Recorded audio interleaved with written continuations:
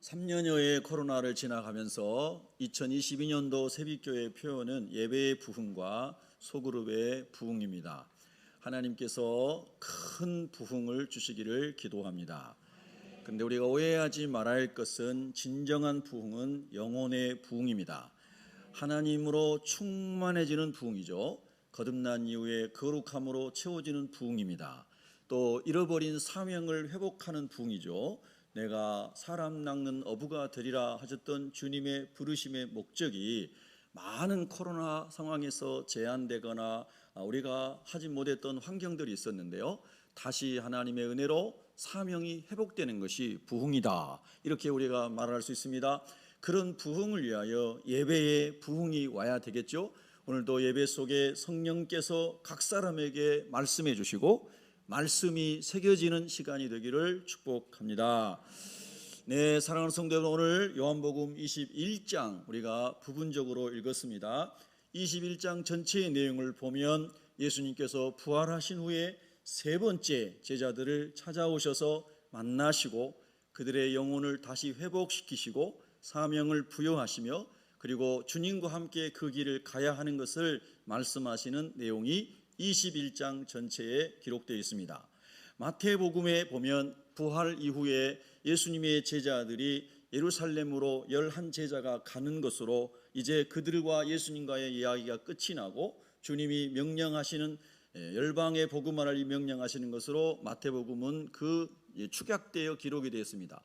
그러나 사도 요한은 사복음서 어떤 복음서와 달리 이 갈릴리 이 바닷가에서 예수님이 만나 주시고 그들에게 큰 엄청난 그 은혜를 회복시켜 주신 것을 좀 더 구체적으로 사도 요한은 기록하고 있다는 것이죠.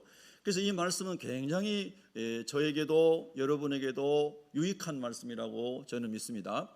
자, 그러면 우리가 요한복음 21장에 보면은 그 후에 예수께서 디베랴 호수에서 이렇게 1절이 시작이 됩니다. 우리가 흔히 이건 그냥 팁으로 여러분에게 말씀드리면 갈릴리 지역이었기 때문에 갈릴리 호수 또는 이스라엘에게 있어서는 바다라고 하는 이 히브리어 자체가 많은 물이라는 뜻을 가지고 있기 때문에 갈릴리 바다라고도 히브리어를 번역한 것입니다. 그리고 그것은 티베리우스 황제 시절에 로마 주둔을 하면서 티베리우스 황제의 이름을 높이기 위해서 티베리우스 즉 디베랴라고 바다라고 부르기도 했습니다.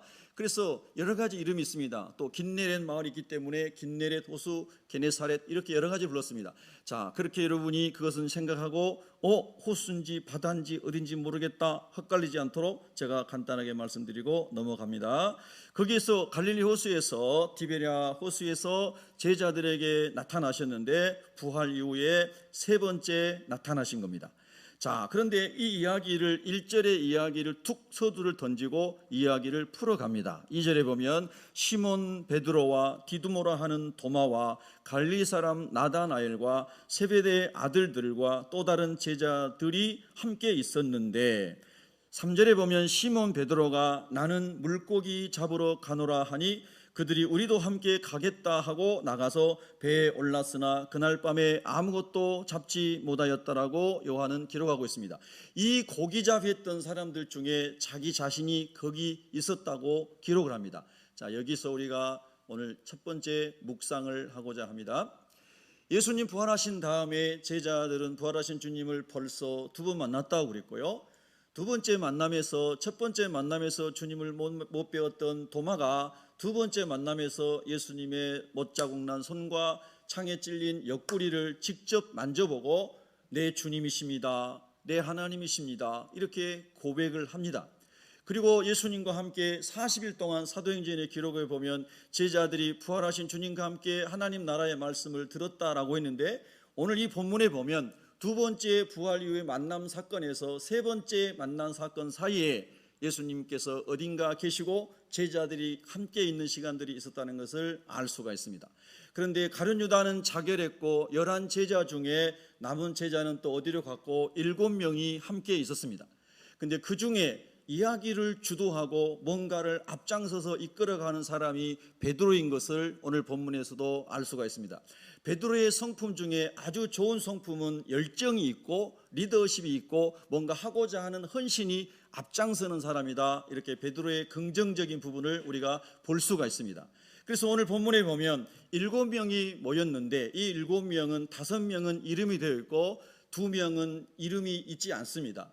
그래서 저는 이 2명이 누굴까라고 그냥 재밌는 상상을 해보았습니다.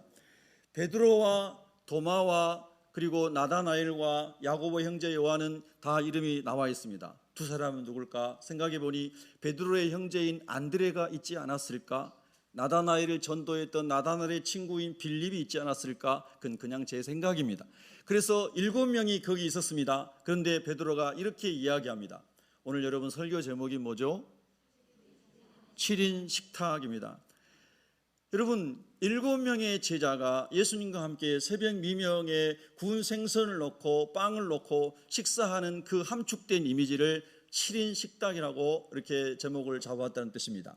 우리가 하나님 나라 많이 얘기합니다. 하나님의 나라는 하나님이 통치하시는 사랑의 나라, 의의 나라, 거룩한 나라, 함께하는 축복을 누리는 나라죠. 그 나라가 하나님이 하나님 형상대로 인간을 창조하셨을 때 아담과 하와가 타락하기 전에 누렸던 하나님의 나라였고 범죄함이 있기 전에 그것이 천국이었다고 말씀했습니다. 그래서 그 하나님의 나라 소그룹은 2명에서부터 우리라고 하는 사회성을 지니게 됐다고 설명해 드렸습니다. 그래서 거듭난 부부라고 하면 여러분 부부가 가정에서 가장 최소 단위의 천국 하나님 나라를 누려야 된다고 말씀을 드렸습니다. 여러분의 자녀들이 그리스도를 주로 영접하여서 가족의 식구들이 다 하나님 나라를 경험했다면 가족 식탁에 모이는 4인과 5인과 7인 여러분의 가족 구성원들이 다 그 이름대로 몇 인용의 식탁이 하나님 나라가 되어야 된다는 것입니다. 아멘입니까? 그래서 그 식탁에서 어떤 화제를 이렇게 던질 때에 먼저 던지는 그 사람이 어떤 화제를 던지는가는 너무나 중요하다는 것입니다. 우리가 무슨 말을 할 때 화두를 던진다 이런 말을 합니다. 우리가 소그룹에서 목장에서 모여있는데 어떤 한 사람이 첫 번째 한마디를 어떤 말을 던지는가 하는 것은 굉장히 중요한 것입니다. 그 사람이 자기 자랑을 하는 것을 던지면 자랑할 것이 없는 사람은 실족하게 돼서 그 모임에 더 이상 오지 않을 것입니다. 그 사람이 세속적인 이야기를 계속하면 나는 세속적인 건 너무 싫어서 교회에 왔는데 교회에서도 똑같이 세속적인 이야기를 하는구나 그러면서 교회에 더 이상 오기 싫어질 것입니다. 여러 가지 첫 번째 화두는 너무나 중요한데 여러분 압축하여 말씀드리면 영혼을 살리고 하나님 나라를 이루어가는 하나님의 언어, 지난주에 묵상했던 아비가일의 언어를 저와 여러분이 지난주 한 주간도 잘 훈련했으리라고 믿습니다. 오늘 다시 되새김질을 할 수 있기를 주님의 이름으로 축복합니다. 하나님 나라의 시작은 하나님의 말씀에서부터 모든 창조가 시작이 되었듯이 하나님께서 주신 우리의 거룩한 하나님의 말씀을 따라 나가는 언어가 여러분 하나님 나라를 이루는 중요한 출발이라는 것을 항상 기억할 수 있기를 바랍니다. 그래서 무슨 얘기를 해야 할지 잘 생각이 안 나면 그저 감사합니다, 하나님의 은혜입니다 이렇게만 여러분 말씀하시고 다른 사람은 계속 높여주고 칭찬하는 여러분과 제가 되기를 축원합니다. 오늘 이 7명의 모임 중에서 베드로가 역시 우두머리 역할을 합니다. 그런데 베드로는 하나님이 원하시는 화두를 던지지 않습니다. 예수님께서는 생전에도 말씀하셨고 부활하신 이후에도 말씀했습니다. 너희가 성령으로 충만해지기까지 예루살렘을 떠나지 말고 기도해라. 주님께서 계속해서 당부하신 것은 요한복음 16장에도 17장에도 계속해서 말씀하신 내용은 내가 가면 또 다른 보혜사를 보내주실 것인데 그 성령의 충만함을 위해 기도하라라는 말씀을 계속해서 주님이 일깨워 주셨습니다. 그리고 마태복음과 사복음서를 종합해 보면 지금 주님이 승천하시기 전에 마지막으로 3번째 다시 나타나셔서 제자들을 만나 주시는 장면입니다. 자, 그런데 주님께서 잠깐 2번째와 3번째 만남의 사이에서 주님께서 그들이 어떤 태도를 취하는지를 보고 계셨으리라는 생각을 해봅니다. 그런데 그때에 베드로가 이렇게 이야기합니다. 우리 함께 예루살렘에 가서 기도하자. 우리 주님께서 최후의 만찬을 하셨던 마가다락방에 가서 우리가 하나님의 성령을 받을 수 있도록 기도하자. 이렇게 영적인 화두를 베드로가 던졌다면 얼마나 좋았을까? 우리의 가정의 식탁에서, 가정의 달에 부모님들이 자녀들을 앉혀놓고 너 왜 이렇게 못나니? 너 왜 이렇게 못나니? 막 이런 얘기에 화두를 던져서 영혼을 실족시키는 가정들이 옛날이나 지금이나 있을 수 있는데, 바로 그런 가족 식탁에서, 5인 식탁에서, 손자가 있는 7인 식탁에서 그 아들을 살리고 딸을 살리고 손자들을 살릴 수 있는 하나님의 언어를 던질 수 있다면 얼마나 좋을까? 여러분, 첫 번째 한 말을 할 수 있는 그 사람이 이야기의 주도권을 쥐고 있고 중요한 주제를 던지고 있는 것을 기억하셔야 됩니다.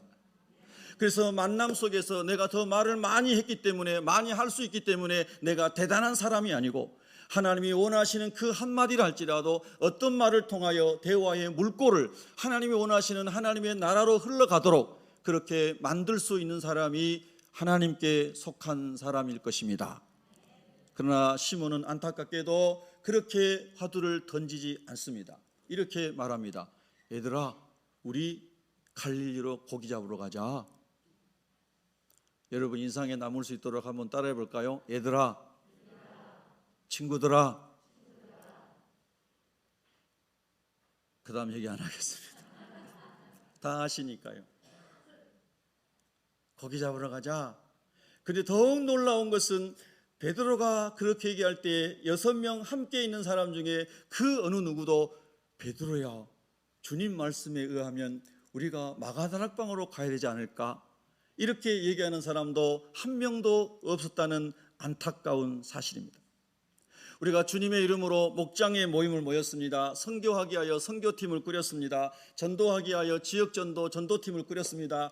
봉사하기 위하여 홈리스를 섬기기 위하여 또는 이게 여러 가지 그런 하나님의 사역을 위해서 모였습니다. 그런데 이 7사람은 다 잘못된 말에 의하여 잘못된 방향으로 잘못된 마음으로 하나 돼서 다 그것으로 가버렸다는 것입니다.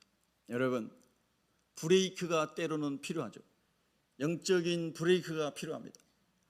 어디로 가야 할지 모르는 사람이 천방지축 말을 내뱉을 때 깊고 깊은 영성의 사람이 담대하고 겸손한 언어로, 두려운 언어로 영적인 브레이크를 걸 수 있는 지혜자들이 있어야 되겠습니다. 그들은 다 갈릴리로 갔습니다. 그래서 그들은 거기서 밤새도록 고기를 잡았습니다. 안강마 어선을 쓴 것이 아니고 쌍거리 어선을 쓴 것이 아니고 투망식의 그물을 던지는 이런 고기잡이를 밤새도록 하였습니다. 그들은 이 갈릴리 바다를 훤히 꿰뚫고 있는 사람이었습니다. 그래서 그물을 던졌는데 밤이 새도록 한 마리도 잡지 못했습니다. 여러분 보세요. 여기서 우리가 다시 한번 상기시킬 수 있는 것이 뭐냐면, 예수님께서 제자들을 부르신 다음에 마태복음 4장 19절에 보면 나를 따라오너라. 다 같이 그 다음 시작. 내가 너희를 사람을 낚는 어부가 되게 하리라. 할렐루야. 사람을 낚는 어부, 영혼의 가치를 알고 천국의 비밀을 전할 수 있는 천국의 열쇠를 쥐어줬다라고 말씀했던 이 제자들이 영적인 진리와 가치를 버리고 그들이 물고기 잡으러 다시 옛사람으로 돌아가 버렸습니다. 예수님 부르실 때 배와 그물을 버리고 심지어는 가족을 뒤로하고 천국의 가치를 가지고 따라가고 배웠던 그들이 여전히 3년 전에 옛사람으로 도돌이표로 다 돌아가 버렸습니다. 여러분 거듭나셨습니까? 성령 세례 받으셨습니까? 예수님의 이름으로 여러분이 살아가면서 기도할 때 병도 낫고 귀신도 쫓겨가고 불신자가 예수 믿고 완악한 사람이 무너지고 선교할 때 선교의 문이 열리고 선교지에 교회 세우고 지역사회 교회 세우고 경험해 보셨습니까? 경험해 보셨을 것입니다. 그런데 지금 여러분의 자리는 어디입니까? 라는 질문입니다. 지금 여러분은 어느 자리에 있습니까? 라고 하는 것입니다. 3년 동안 제자들은 둘씩 짝지어 나가 전도하다가 귀신을 쫓아내고 병든 자를 고치며 수많은 기사와 표적을 경험했습니다. 예수 이름에 권세가 있는 것을 경험했습니다. 그러나 3년 후에 다시 옛사람으로 돌아가 버렸습니다. 여러분, 이쯤 되면 목회자인 저나 여러분도 되게 실족하기 쉽습니다. 제자 훈련 3년간 시키고 해외 선교여행 같이 다니고 전도여행 다니고 봉사활동 다니고 함께 하나님 나라에 울고 울었던 우리가 어느 순간인가 주님 없는 믿음이 다 떠나간 사람이 되고 예배까지 버려버린 사람이 됐다면 얼마나 큰 실망이 되겠습니까? 그러나 주님은 여기서 멈추지 않으십니다. 주님이 다시 갈릴리 바닷가로 그들을 찾아가십니다. 여러분, 이런 은혜가 우리에게 임하기를 축복합니다. 예수님 찾아오셨습니다.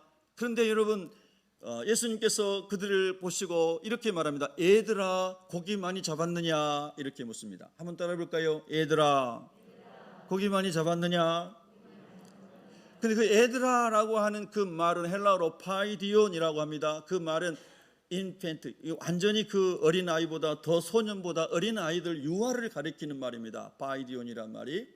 그럼 왜 예수님은 나의 제자들아, 나의 사랑하는 동역자들아, 내 제자들아 이렇게 말씀하시지 않고 얘들아라고 불렀을까 생각해 보게 되는 것입니다. 제자라고 하는 말은 순교자라고 하는 어근이 같은 뜻을 가지고 있습니다. 그들은 그렇게 주님을 위해 죽을 것 같이 말했습니다. 베드로가 모든 제자들이 다 주님을 버릴지라도 나는 버리지 않겠습니다. 마가복음 14장 이하 19절 이하에 보면 베드로가 심지어 나는 주님과 함께 와서 죽을지언정 주님을 떠나지 않을 것입니다. 이렇게 고백했습니다.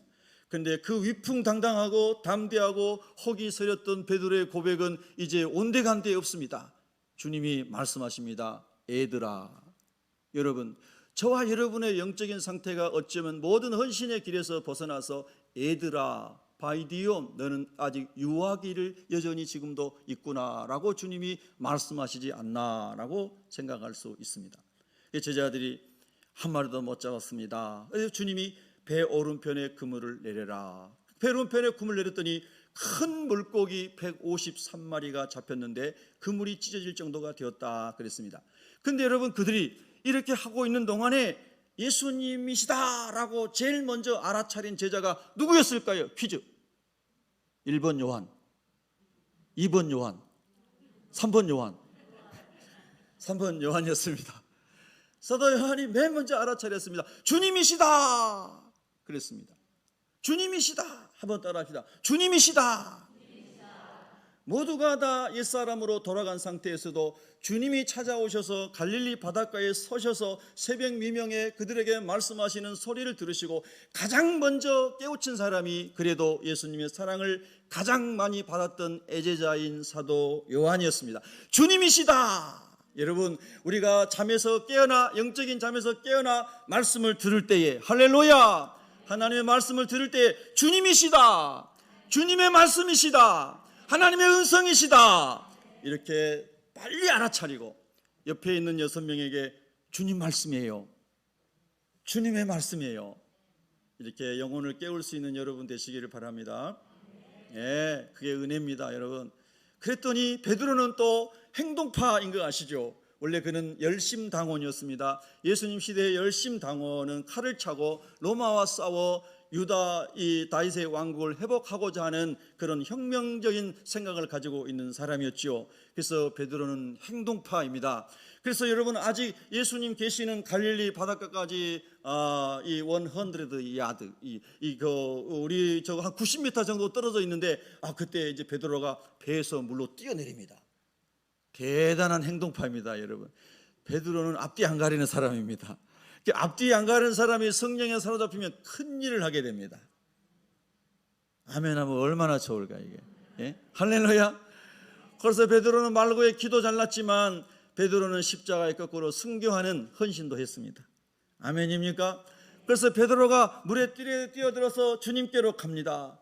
그리고 제자들은 이제 예수님이 잡은 물고기 좀 가져와라. 제자들이 배를 이제 해안에 이제 접안을 하고 또 가서 베드로가 또 배에 가가지고 그물을 가져오는 것을 고기 그물을 가지고 오는 것을 볼 수가 있습니다. 베드로는 모든 이런 모임 속에서 적극적으로 움직이는 사람이구나 하는 것을 볼 수 있습니다. 이게 베드로의 장점입니다. 여러분, 주님이 원하시고 주님께로 가고 주님이 말씀하신 것에 대해서 저와 여러분이 행동파가 되시기를 축복합니다. 묵상파가 되지 마시고 침묵파가 되지 마시고 행동파가 되시기를 축원합니다. 그래서 이제 베드로가 가져왔습니다. 그런데 이미 예수님은 생선을 구워 놓으셨고 그리고 빵을 준비해 두셨습니다. 그리고 이리 와서 조반을 먹으라고 주님이 초청을 하시는데 아무도 다가오지 못합니다. 왜 다가오지 못했을까요? 왜 다가오지 못했을까요? 이리 와서 조반을 먹으라 라고 초청할 때 아무도 다가오지 못했습니다.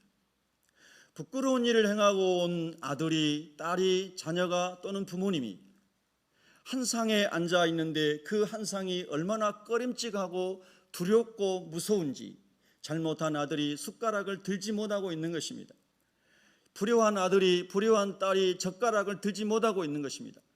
그때에 얼마나 그 분위기가 여러분 안타까운 마음이 흐르는 분위기겠습니까? 근데 여러분 성경을 자세히 읽어보세요. 예수님께서 가까이 가사, 할렐루야, 하나님 저 영혼이 그가 저지른 잘못 때문에 예수님 절대 버리지 않는다고 했던 제자들이 다 버리고 도망간 그 주님을 향한 배신의 죄 때문에 다른 사람은 다 버릴지라도 나는 절대 안 버릴 거예요, 주님과 함께 죽을 거예요 라고 말했던 베드로, 너무나 마음에 아픈 상처가 있고 부끄러움이 있어서 감히 주님의 식탁에 가까이 오지를 못합니다. 사실 우리 죄인인 우리는 평소에도 이런 마음을 가지고 있어야 됩니다. 하나님 앞에 나올 때 이 세리의 마음을, 이 죄 많은 실족하고 넘어지고 허물 많은 제자들의 마음을 우리가 가지고 있어야 되는 것이죠. 그럼에도 불구하고 하나님은 십자가의 은혜로 우리의 죄를 가리워 주시고 은혜의 보좌 앞에 기쁨으로 나아갈 수 있도록 해주신 온전하신 하나님의 은총에 감사하고 찬송하며 100% 하나님의 은혜로, 십자가의 은혜로 주님 앞에 나갑니다. 이런 고백이 또 뒤따를 수 있기를 주님의 이름으로 축복합니다. 그래서 여러분 제자들이 가까이 오지 못합니다. 주님이 가까이 가사 생선을 주시고 빵을 나눠주십니다. 여러분, 그런데 그 순간에도 제자들은 아무 말도 하지 않습니다.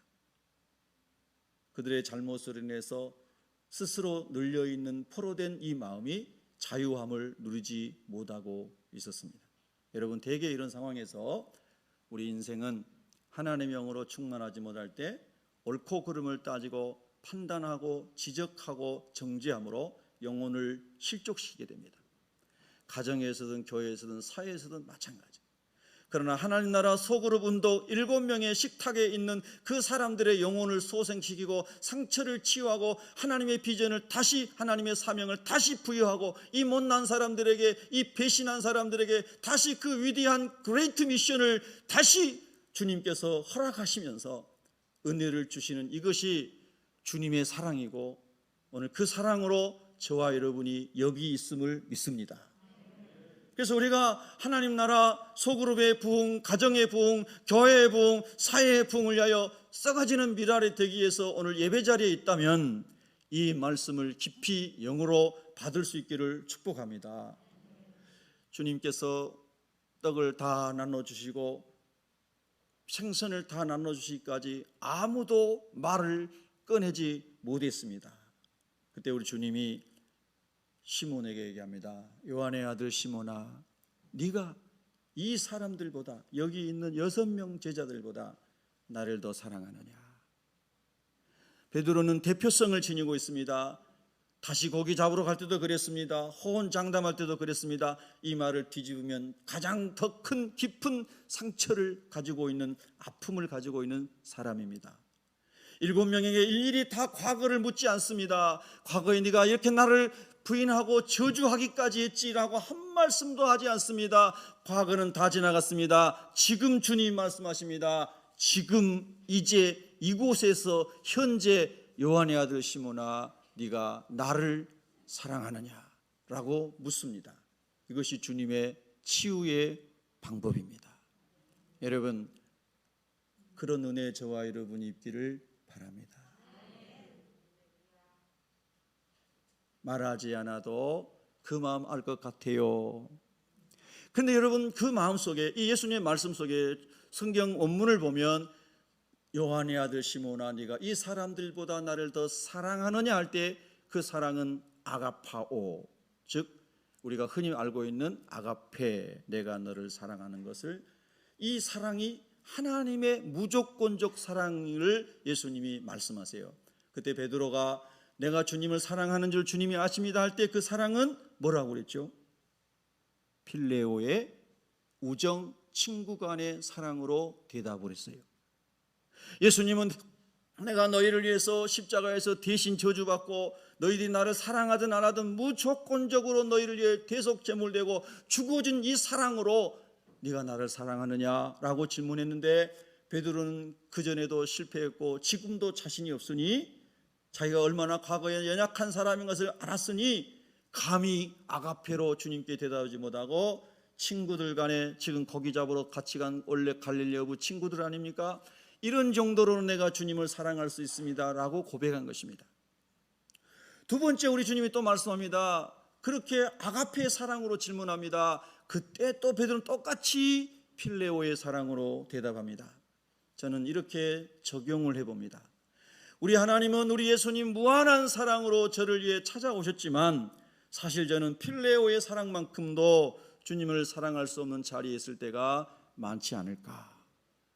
그런데 우리 주님은 그런 나를, 그런 여러분을 막 책망하시고 판단하시고 정죄하시고 허물을 들춰내시는 분이 아니라 나의 수준에 내려오셔서 세 번째 주님이 나를 사랑하느냐 어떤 질문은 필레오의 사랑으로 주님이 질문을 하십니다. 베드로야, 그럼 내가 너 요한하고 친하잖아. 그런 사랑으로 내가 질문하는데 그럼 나 사랑하느냐? 우리 주님은 이렇게 우리의 심리를, 우리의 아픔을 잘 헤아리시는 분이라는 거예요. 이게 놀라운 상담, 치유, 이게 다 들어있는 거죠.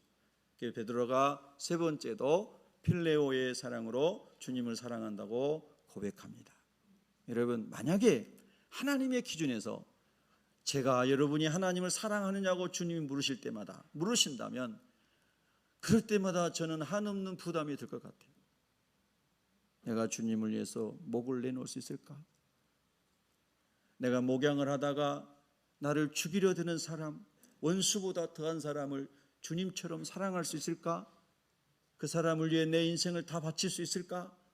그렇게 질문하게 되면, 자문하게 되면 말을 하지 못할 것 같아요. 베드로처럼. 그래서 우리 주님이 친구의 사랑으로 질문합니다. 그랬더니 베드로가 여전히 세 번 다 친구의 우정의 사랑으로 주님께 대답합니다. 자, 이것은 예전에 이 깊은 세계를 체험하지 못하고 충동적으로 얘기했던 베드로가 이제 자신이 얼마나 연약한 존재인지를 알고 깊이 있게 성찰한 가운데 겸손하고도 두렵고도 떨리는 마음으로 깊이 있게 주님께 대답하는 것이라고 말할 수 있겠죠. 내가 이렇게 헌신하겠습니다, 내가 이렇게 하겠습니다, 가볍게 던져놓고 다 사라져버린 사람보다 아무 말도 없었는데 조용히 깊게 겸손하게 굳은 일을 감당하고 있는 많은 사람들, 얼마나 귀한 사람들입니까? 할렐루야. 그런 정말 놀라운 하나님의 말씀들을 우리가 이 말씀 속에서 묵상할 수가 있습니다. 자, 여러분, 다시 여러분 성경으로 돌아가서 이렇게 보면 이제 오늘 본문에 그렇게 주님이 질문하시고 그리고 이제 베드로가 대답하는 장면이 나온 다음에 18절로 넘어가면 이렇게 나옵니다. 내가 진실로 진실로 내게 이르노니 네가 젊어서는 스스로 띠띠고 원하는 곳으로 다녔거니와 늙어서는 네 팔을 벌리리니 남이 네게 띠띠우고 원하지 아니하는 곳으로 데려가리라. 자, 이 18절이 있기 전에 가장 먼저 확인되어야 될 것이 무엇이었냐면 내가 너를 여전히 사랑하고 있다는 주님의 말씀, 그리고 제가 주님을 그렇게 사랑하기를 원한다는 베드로의 사랑의 고백, 이것이 너무나 중요한 것입니다. 오늘 저와 여러분도 주님과의 관계에서 이 사랑 고백이 반드시 내면으로부터 자원함으로 솟아오르기를 축복합니다. 이것이 우리가 하나님 예배할 수 있는 놀라운 능력의 시작이고 복음을 전할 수 있는 이유인 것이고 하나님 나라에서 기꺼이 헌신할 수 있는 시작인 것입니다. 하나님의 사랑이, 그 사랑이 확인되었을 때에 내가 하나님의 영광을 위해서 나아갈 수 있도록 성령님께서 우리를 떠미시고 또 이끌어 가시는 줄로 믿습니다. 그래서 이제 주님이 그 다음 단계에 조금 더 높은 단계의 말씀을 베드로에게 깨우쳐 주고 있습니다. 네가 이전에는 더 젊었을 때에는 네가 원하는 대로 말도 하고 행동했지만 그러나 앞으로는 더욱이 성령으로 너가 충만해진 이후로는 너의 모든 자아가 하나님께 포로가 되어서, 하나님께 포로가 되는 것은 놀라운 축복의 순간인 것을 저는 믿습니다. 그래서 하나님이 원하시는 곳으로, 하나님의 뜻을 위하여, 하나님의 장소에, 하나님이 기뻐하시는 그곳에 너가 가게 될 것이다 라고 하는 깊은 미래의 사도 베드로의 삶의 여정을 설명해 줍니다. 베드로가 이것을 알아차렸습니다. 그러면서 베드로가 이렇게 질문을 합니다. 예수님, 그런데 나하고 아주 친한 절친인 요한은 어떻게 되는 거예요? 라고 질문을 합니다. 요한과 함께 성전에 기도했던 중보기도의 짝꿍, 요한과 함께 가다가 성전 미문에 안진뱅이를 같이 기적으로 일으켰던 사건, 주님, 이 사도 요한은 나하고 기가 막힌 원팀입니다. 이 사람하고는 절대 헤어질 수 없습니다. 이 사람은 나하고 너무너무 마음이 잘 맞습니다. 막 그냥 그렇게 잘 통할 수가 없습니다.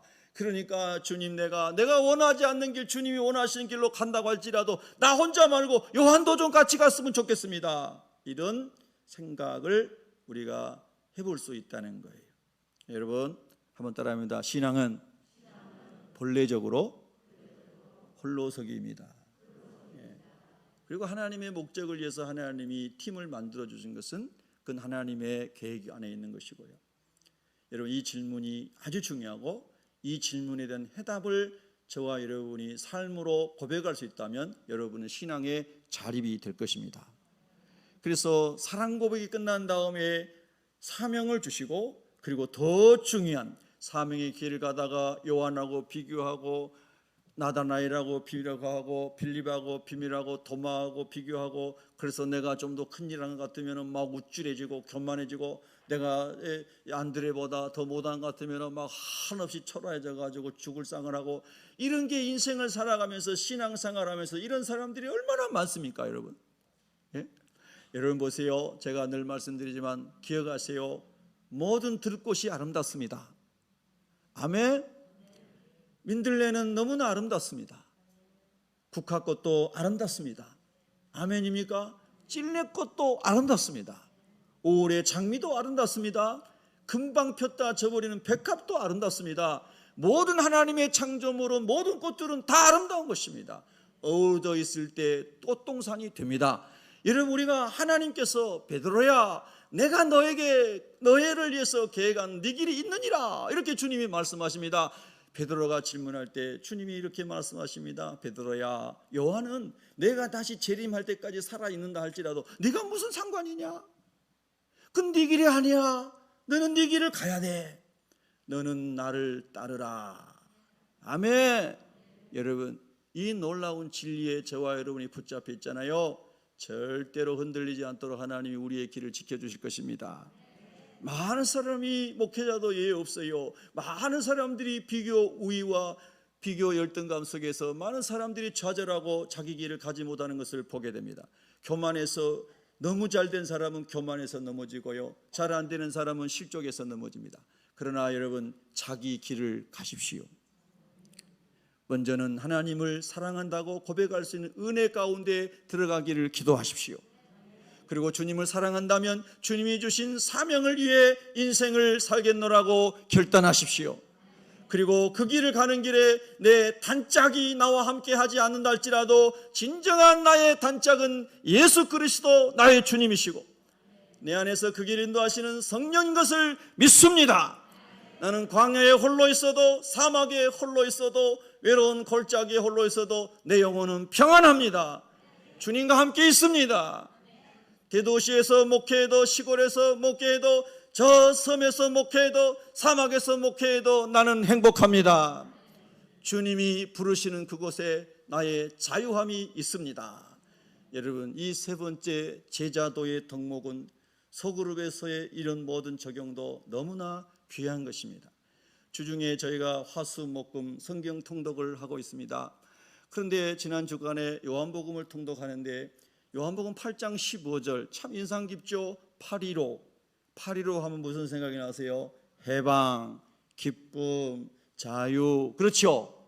그런데 여러분 8장에 가늠하다 현장에서 잡힌 여인이 그 종교 지도자들에 의하여 예수님 앞에 끌려와 이 아주 너무너무 기가 막힌 상황이 펼쳐지는데 너희 중에 죄 없는 자가 먼저 돌로 치라는 주님의 말씀을 듣고 돌을 듣던 사람들이 돌을 하나하나 내려놓고 어른부터 아이까지 다 떠나간 이후에 예수님께서 사람들이 어디로 갔느냐? 다 떠나가고 없습니다. 이제 너와 나만이 있는데 예수님이 놀라운 말씀을 하십니다. 나도 너를 정죄하지 아니하노니 가서 다시는 죄를 범하지 말라. 그 말씀에 이어진 15절에 누구든지 사람을 판단하지 말라는 말씀을 주님이 하시죠. 여러분, 우리가 하나님 안에서 하나님 내 길을 가는 동안에 내가 말씀을 따라 성령을 따라 가고 있다면 누구가 나를 판단할지라도 자유한 영혼이 되게 하여 주시옵시고, 또 나는 다른 사람을 판단하는 사람이 되지 않게 하여 주시옵소서. 아멘입니까? 자기 길을 잘 가는 저와 여러분 되기를 축복합니다. 저에게 한 가지 꿈이 있다면, 매일처럼 솟아나는 하나님의 꿈이 있다면 한 사람 더에게 복음을 전하다 가고 싶습니다.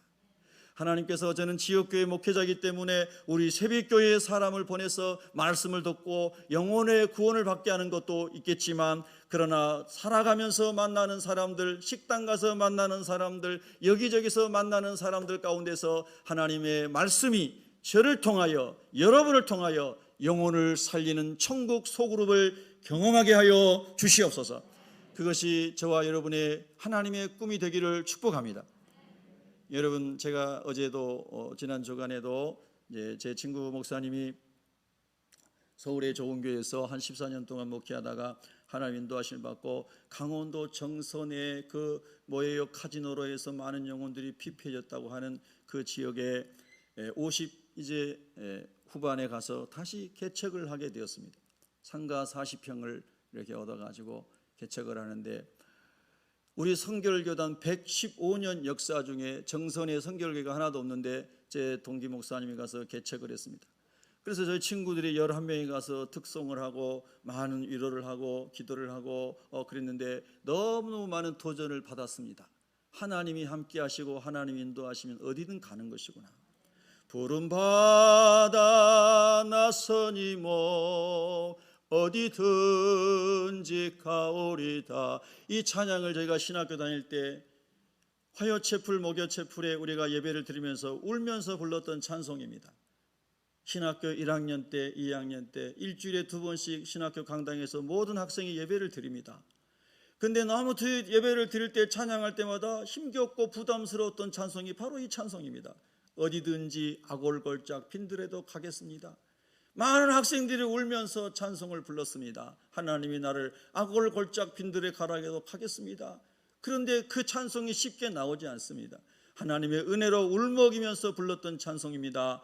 그런데 좋은 성북동의 교회를 내려놓고 탄광에서 폐병을 가지고 있는 분들이 많은 분들, 카지노에서 자살하고 망하고 힘든 깨진 가정들이 많은 사람들, 하나님의 교회를 세우겠다고 하나님의 꿈을 얘기할 때 모두가 격려해주고 너무나 아름답고 복된 시간이었습니다. 여러분, 하나님께서는 여러분을 어디로 부르고 계십니까? 어제는 저녁에 저의 초등학교 꼬맹이 친구들, 동네 친구들, 그들이 연락이 와가지고 저 강화도에 자기가 이렇게 전원마을에 땅을 사가지고 주말 농장도 하고 이제 집 지으려고 계획하고 있는데 오라고 그래요. 그래서 토요일날 참 일정이 바쁘고 아침 일찍부터 지방의 일 때문에 서울에 가서 또 뭐하고 막 하고 했는데 오후 일정을 거기에 헌신하기로 했습니다. 하나님, 시골 꼬맹이 친구들 끝까지 믿음을 지키고 주님 오실 때 다 들림받기를 원합니다. 어린 시절에 그 친구들 깨워서 새벽기도 데리고 다녔던 친구들인데 5, 6년 전에 저 안면도 꽃지 해수욕장 꽃박람회 할 때 거기서 중학교 졸업하고 처음 만났었습니다. 그래서 그 이후로 계속 연결이 돼서 제가 말씀 보내주고 이러고 있는데 강화도에 이런 이제 별장 같은 거 이렇게 마련해놓고 오라고 해서 이제 갔습니다. 왜 갔을까요? 1번 고기 먹으러. 네, 2번은 말 안 하겠습니다. 하나님, 제가 그곳에서 친구들과 함께 어우러져 있으면서 하나님의 빛이 드러나기를 원합니다. 그리고 예수 안에 구원이 있고 생명이 있는 메시지를 전할 수 있기를 원합니다. 그래서 이제 그곳에 갔습니다. 내 친구들, 거기 온 친구들 다 중졸입니다. 너무나 가난했던 친구들입니다. 한 친구가 자기 스토리를 이야기합니다. 자기 할아버지 때 얼마나 부자였는지 광산 김씨 그 섬에 대많은 땅들이 할아버지 땅이었다는 겁니다. 그리고 문씨들이 우리 동네에 좀 많이 있었는데 그 문씨들이 다 자기 소장농 일하는 사람들이었다는 거예요. 근데 우리가 자랄 때에는 자기 할아버지가 그렇게 많은 것을 읽고 나는데 자기 아버지 형제들이 술과 도박으로 다 날리고 문씨들이 소자 가던 사람이 그걸 다 사가지고 우리가 어릴 때는 문씨들이 다 부자였습니다. 문씨 화이팅! 웃자고 한 얘기입니다. 그래서 광산 김씨 자기 집안은 다 무너져서 그 할아버지 때 부자였던 집이 다 무너져가지고 중학교 졸업하고 고등학교를 못 가게 됐다 이 말이. 왜요? 고등학교는 도시로 나가서 다녀야 되는데 우리 성꼬맹이들이 도시에 나가려면 자취를 하든지 뭘 하든지 방을 얻어야 되고 그러니까 돈이 없으니까 고등학교를 못 가고 그 길로 집에서도 아버지 맨날 술 마시고 소리 지르고 그래서 중학교 졸업하고 나왔어요. 근데 얘기하다 보니까 우리 때는 애들을 너무 많이 낳아가지고 중졸자들은 대부분 군대도 안 갔다네요. 자기들은 군대도 다 면제받았대요. 2년 3년을 기다렸다가 나오면 가는데 너무 많아가지고 밀려가지고 그때까지도 자기는 안 나왔대요. 그래서 거기 모인 2명의 친구는 군대도 다 면제받았더라고요.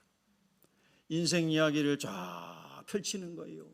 그래서 이를 악물고 도시로 올라와서 여기저기 뒹굴며 살면서 얼마나 많은 모욕을 당하며 살면서 부지런하게 살아서 자기 집 한 채씩은 다 사고 노년에 월세 받으려고 작은 빌딩도 하나씩 다 가지고 있고 그리고 저 강화도에 땅 사가지고 전원마을에 집 지으려고 하고 있는데 자기들이 숨 좀 돌릴만 하니까 이제 나도 부른 것이 생각나가지고 그래 갔더니 말입니다. 여러분 제가 초등학교 때는 걔들 다 데리고 다니고 이랬던 친구들인데요.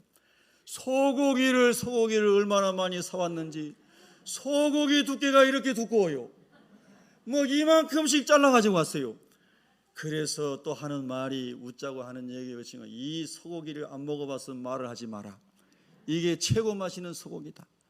그러면서 소고기만 또 안 타게 잘 굽는 기계를 사가지고 거기다가 다 구워가지고 할렐루야. 여러분 이제 점심 안 드셔도 배부르죠. 그래가지고 다 잘라가지고 서빙을 하는데요. 저는 앉아가지고 먹기만 했습니다. 그런데 친구들이 그러는 거예요. 그 뭐예요? 그 복자 들어가는 술 있죠. 우리 성도들은 전혀 술을 모르니까 복분자주 생각났어요. 복분자주를 이렇게 캔에 든 건가요? 병에 든 거를 딱 따더니 저보다 한잔 하라고 딱.